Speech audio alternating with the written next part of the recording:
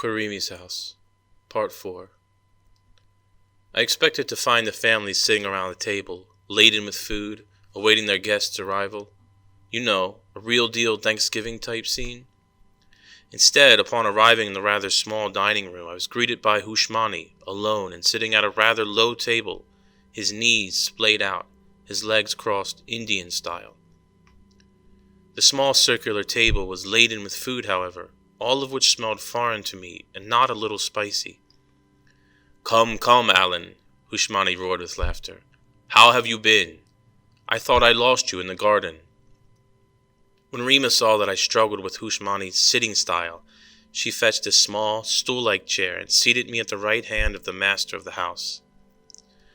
"I'm not sure what happened," I confessed. "I guess I was so caught up in your books that I didn't hear or see you leave. When I was done, I called out for you, but I guess you didn't hear me or were already gone. In fact, the whole place was completely changed. I saw a—" "Quiet, Alan." Qwirimi held a finger to his lips. "After all, not everything is worth knowing for everybody. Some plants have large ears and bigger mouths." Qwirimi shot Rima a severe look. In reply, she snorted and left the room. Rima returned with the final dish, a pair of fried fish, reddish-black with peppery spices, their marbled eyes intact. The pair lay upon some kind of fronds, and I was delighted to see a fruit I knew well, lemons halved and sliced, lying upon the fish. "Come, son, let us sup," Qwirimi spoke as he scooped a spoonful of multicolored rice onto his plate and stabbed one of the fishes with a long, straight knife, plopping it onto his plate, before scooping out the eyes and popping them into his mouth. "For a brevo, she really is not a half-bad cook. Actually rather good. Cheers, Rima." "That will be all for now. Let my wife and daughter know that Alan and I are dining. They may join when they see fit." I gathered that the men ate first. Common enough, I guess, even on Earth. Rima left the room once more in a huff. I suppose she was eager to lap up whatever stories we were going to spill. The truth was that I was ravenous. The meal of bird and figs seemed like days ago, and my stomach grumbled with delight. Saliva threatened to run from the corners of my mouth. After all, I had also nearly been engaged in combat with a black panther in some wild jungle. That tends to fire up the appetite. I began with the rice, which was delicious, and followed with the fish, which was superb despite its severe spicing. Qwirimi filled my cup with a dark, fragrant wine, a spiced wine, which was also very good. We ate, for a time, in silence.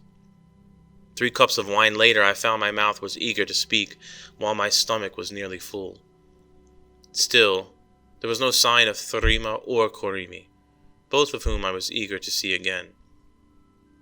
"Those illustrations, that book, there was no mistake in you showing me that, was there?" Qwirimi smiled and wiped grease from his mouth with a cloth napkin. "Sometimes what we see has been chosen for us. Sometimes what we see sees us. Either way, as I told you, your affairs are your own, and at least for the time being, you need not enlighten me. I simply thought you might enjoy some artwork from my country. Interesting, is it not?" I wanted to admit that what I saw terrified me. I wanted to ask what it meant, if the robed man with violet eyes was the same robed man I had seen in my kitchen, the same wool-tar that Qwirimi had visited to explain her riddle, a conclusion I had naturally come to by that time. But all that meant explaining my arrival, the mirror, etc., things that Qwirimi wished me to keep to myself. It also meant telling Qwirimi's story and betraying her confidence, explaining to her husband why she had gone against his wishes. I kept my mouth shut, though I knew he knew much more than he let on. "Yes, sir, very interesting. Maybe I can learn what they mean someday." "Yes, perhaps. I think you shall." That was all that was spoken between us until his wife and daughter joined us. I wanted to ask so much more, but knew that I should not. By the time Qwirimi and Qwirimi emerged from the upper floor of the house, both wearing immaculate gowns, I was very full and nearly drunk from the strange wine. Good evening, Alan. Thorima's voice was low, demurred. I trust my husband has been entertaining you with tales of the sea and the endless sands of his country. She smiled very sweetly and seated herself, with Rima's assistance, to her husband's left. Good evening, husband. Is the fish suitable? I think it one of Rima's specialities. Hushmani smiled into his wife's eyes. In height they were equals, while he sat upon the floor and she upon the low chair. He gulped from his cup and kissed her hand with greasy lips, and the two shared a secret laugh. Meanwhile, Qwirimi stood apart from us, her hands on her hips, a queer expression masking her face. I wasn't sure if it was keen interest or disgust, perhaps a combination of the two. Rima produced 2 bowls of steaming vegetables, fish, and rice from the kitchen area adjacent to the dining room. These she placed before Thorima and Qwirimi. Still, Qwirimi stood. Wouldn't you rather sit, dear? Thorima spoke to her daughter without looking up from her bowl. Yes, child. Sit, Hushmani answered. The fish is cooling rapidly. Still, Qwirimi stood. I looked up to find her staring at me. I looked around for assistance and found Rima on the opposite side of the room, making unspoken signs with her head and flaring her eyes. At last I acted. I supposed I ought to. Please join us, Qwirimi, I said. The food is really good. She smiled. Thank you, Alan. The food looks lovely. Thank you, Rima. Qwirimi blurted with a false-looking smile and a semi-sarcastic tone. You are most welcome, Your Highness, Rima whispered, and upon realizing that all eyes turned toward her, she emitted a tiny yelp and quickly exited the room. As I stated before, I was drunk, or very nearly so, and a stupid laugh kind of fell out of my mouth. I immediately muzzled myself, but it was too late. All 3 were eyeballing me now. I was about to say sorry when Hushmani himself burst out with roaring laughter, and Thorima couldn't stifle laughter of her own. I turned my head to find Qwirimi glaring at me. Ass, she said. Don't drink if you cannot help but bray like a donkey. And she thrust her bowl aside and stood as though meaning to leave the room. Sit, roared Hushmani. You will sit and you will eat. And he slammed an oversized fist in the table. Talk about awkward. If there's something I really hate, it's awkward situations. I felt like a rabbi at a clan meeting. Like I didn't belong, shouldn't be there, and really wanted to leave. Qwirimi immediately began to tear up. I saw Thorima hide her head in her hands, and Hushmani held his steadfast, angry gaze upon his daughter. Then it was like some kind of really inopportune spasmodic reaction, like all the nerves in my right arm all lit up at once, I guess because of the awkwardness, and without thinking I brought my cup to my mouth to sip, but I missed my mouth altogether and suddenly, violently brought the cup up, smashing it into my nose, nearly breaking my beak, and spilling wine all over myself. Oh, God! I called out and tried to stand, but when I went backwards onto my dumb ass while the stool pitched forward. Then I was on my back looking straight up to the ceiling. I thought my nose might be broken, and I had struck my head rather hard, but there was this most beautiful painting on the ceiling, a fresco depicting a golden-haired queen or goddess, casting silvery rain from a cup in her hand over a flowering tropical forest. Oh, geez, that's a beautiful painting, I whimpered. Just as suddenly as the veil of awkward silence had fallen, so too was it lifted. All 3 began to roar with laughter. Hushmani pounded the table and nearly fell backward himself, spraying spiced wine like a fountain into the air. Even Rima joined in from somewhere in the distance. The laughter continued for a full minute at least. Thanks, guys. Thanks a million.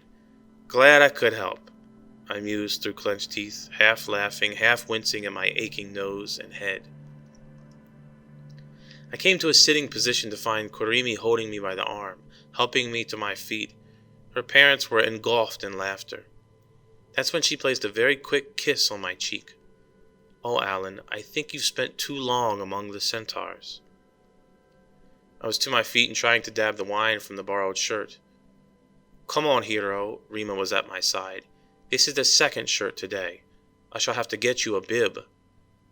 I excused myself and joined Rima in one of the side rooms, where I exchanged the wine-soaked shirt for my own, which was clean and dried. See you keep this one clean for at least tonight. I can't keep up with you at this pace. Sorry, Rima, I laughed. Oh, 'tis nothing, Alan. Now go back to the supper table. They're waiting. Then she gave my hair a little tousle, placed her hands around my face, and kissed me soundly on the lips. I'll admit I was more than a little shocked. Not a word, she whispered. That's just for us. She smiled very sweetly and then was gone from the room. By the time I rejoined the three at the table, they were nearly finished. The meal finished uneventfully, and we spent the remainder of the evening trading stories. Ushmani spoke of his recent transactions in a place he called Kiktia, a very wild and untamed place from all accounts, filled with the savage grandsons of barbarous hordes.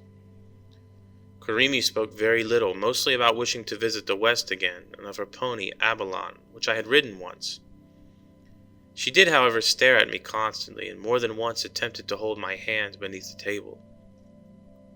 I noted, too, that she wore what I thought to be an excessive amount of makeup, some of which had begun to run from her tears. She was very lovely nonetheless, but I must admit I always preferred her face uninhibited by artificiality. Qwirimi, on the contrary, wore no makeup, but was all the more striking for it. In the ample light of the dining room, created by two separate fires, and not a few oversized candles, one could not help but see the nobility in her face. No signs of aging marred her, no creases of care or weight of existence, but rather the glow of wisdom, perhaps the flame of magic, and the stately reserve of regality. I was quite taken with her, not in any way that was inappropriate, but in the way I imagined a knight-errant would view his lord's lady.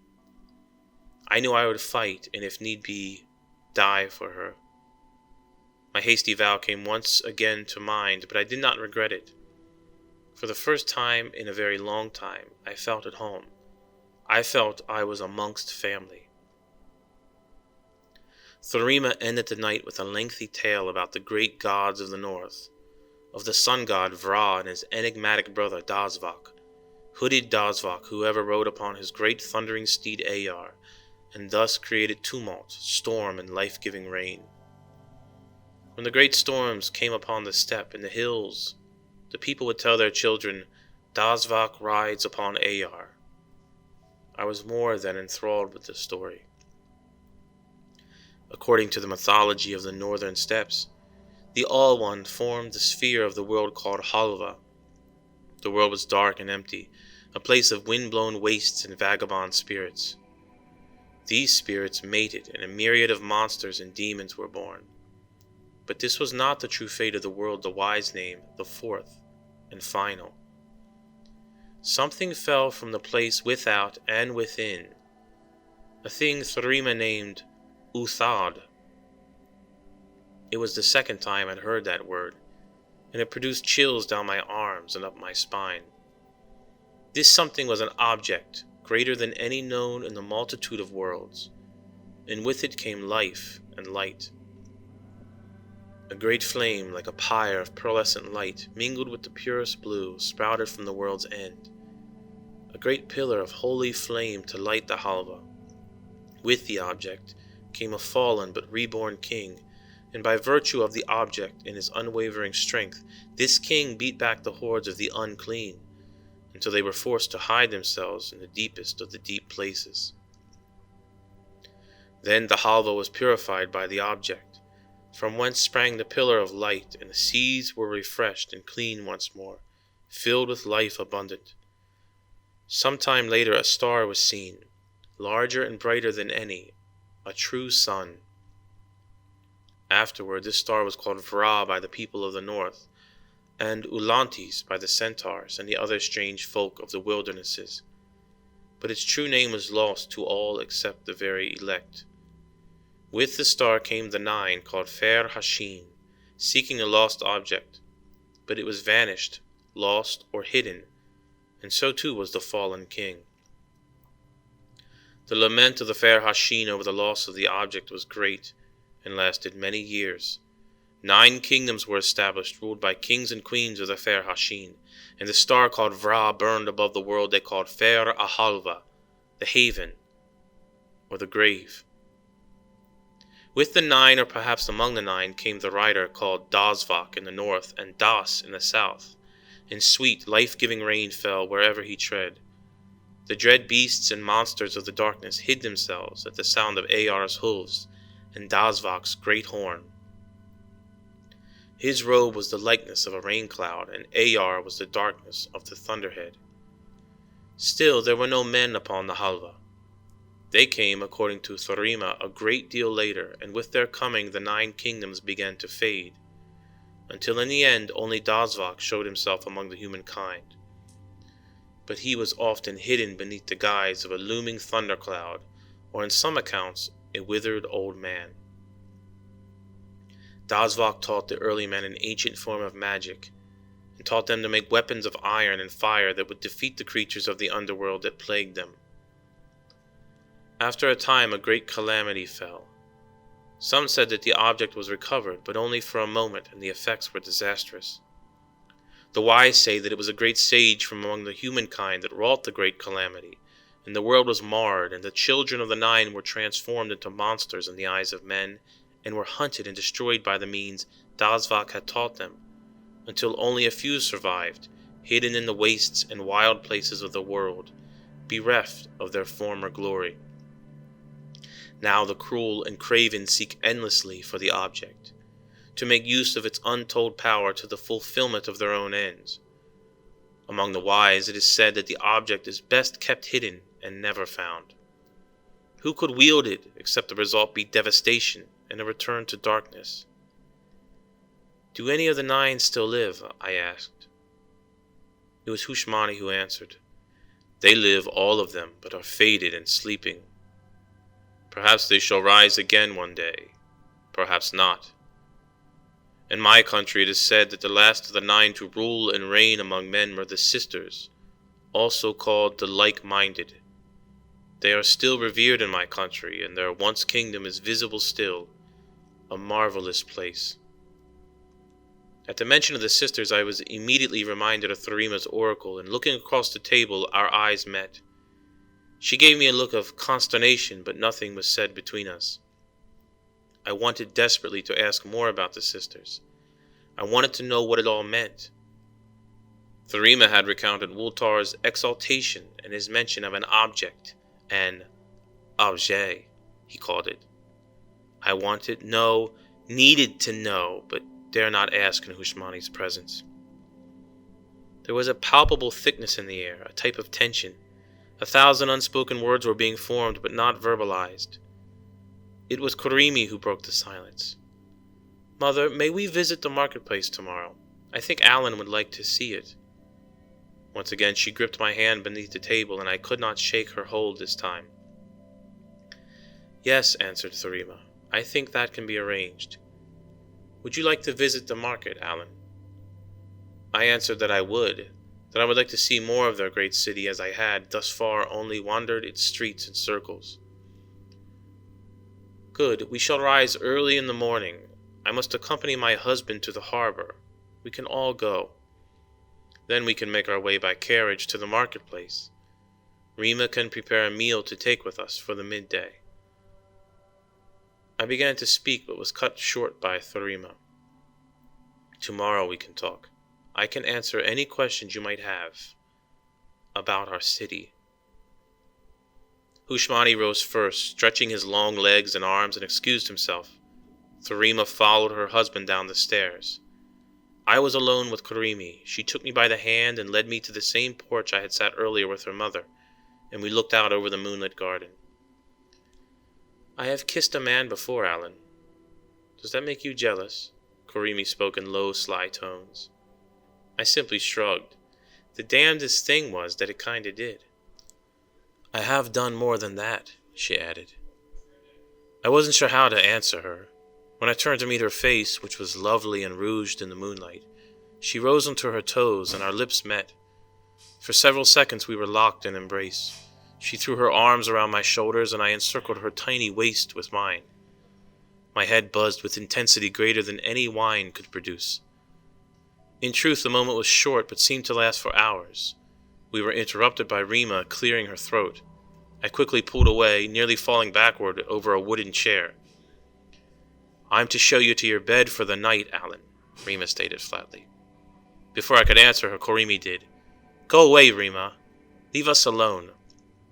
Rima bounded forward, and I noticed for the first time how much taller she really was than Qwirimi.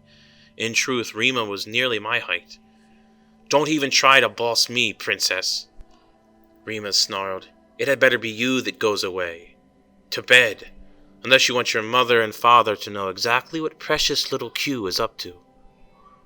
Qwirimi shrieked into the taller girl's face, her little hands balling into fists. "Go ahead, sunshine, just try it. I've lowered far stouter ones than you. By the way, exactly what else have ye done with a man?" "You lousy snoop," Qwirimi screamed. "I'll slit your throat, you glorified whore." Rima struck with the quickness of a trained pugilist, a fist to the stomach and an open hand to the back of the head. I mean, she really nailed her good. Qwirimi doubled over. I quickly stepped between them, helping Qwirimi to her feet. "That's enough, Rima," I barked. Secretly, I feared that Rima might lay in on me. Gladly, she didn't. "I think you ought to go to bed, Qwirimi. I'll see you in the morning." "Yes, now," Rima spat. Qwirimi bounded past Rima and made for the upper level of the house, tears flowing from her eyes, her hands clenching at her stomach. "You didn't have to do that, Rima," I said, half apologetically. In truth, Qwirimi probably more than deserved it. Still, she'll live. It will do her more good than harm. Now let's go. I followed Rima down the steps and through a segment of the garden to a small room on the far side of the house. A doorless entranceway looked onto the garden, a place with 2 small fruit trees and a fountain. There were no windows on the interior, but I thought I could hear the sound and movement of people in the street outside the walls of the house. A single bed and a small table holding a jug of water were the room's only effects. Rima directed me to a place where I could perform certain necessaries, if I needed to in the night. Or, she joked, you can put the garden to good use. She assured me that she would be around to wake me shortly after sunrise and that I should get plenty of rest. Then, after bidding me a good night, she kissed me for the second time, a long, passionate kiss. With her hands she guided mine to certain tender areas of her body, and I feared greatly what would follow, though I wasn't sure I would be able to resist her. Then, thank the All One, she quickly pulled away. "Don't worry, Alan. That's the final time," she whispered. "I shan't be outdone by the little princess." One last time she kissed my ear. "Good night, Alan." "Good night, Rima," I managed to make out. Rima withdrew, and I was left with only the moonlight and the garden for company. So I removed my shirt and lay upon the bed. Soon I was fast asleep.